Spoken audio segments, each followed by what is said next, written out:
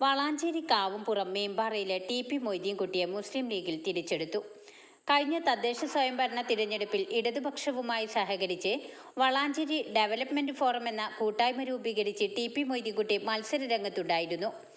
നിലവിലെ നഗരസഭാ ചെയർമാൻ അഷ്റഫ് അമ്പലത്തിങ്ങലിനെതിരെയായിരുന്നു മൊയ്തീൻകുട്ടി മത്സരിച്ചിരുന്നത്. ഇതേ തുടർന്ന് മുസ്ലിം ലീഗ് സംസ്ഥാന കമ്മിറ്റി മൊയ്തീൻകുട്ടിയെ പാർട്ടിയിൽ നിന്നും പുറത്താക്കിയിരുന്നു.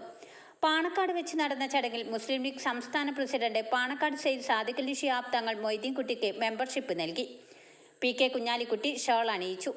കെ.എം. ഗഫൂർ, സലാം വളാഞ്ചേരി, ടി.കെ. ആബിദ് അലി, മുഹമ്മദ് അലി നീറ്റുകാട്ടിൽ, സി. ദാവൂദ് മാസ്റ്റർ, യു. യൂസഫ്, മൂർക്കത്ത് മുസ്തഫ, എം. ജലാൽ മാനു, വി.പി. അബ്ദുറഹ്മാൻ എന്ന മണി, പാറക്കൽ ഇബ്രാഹിം, സാദിഖ് ചട്ടിക്കൽ തുടങ്ങിയവർ പങ്കെടുത്തു.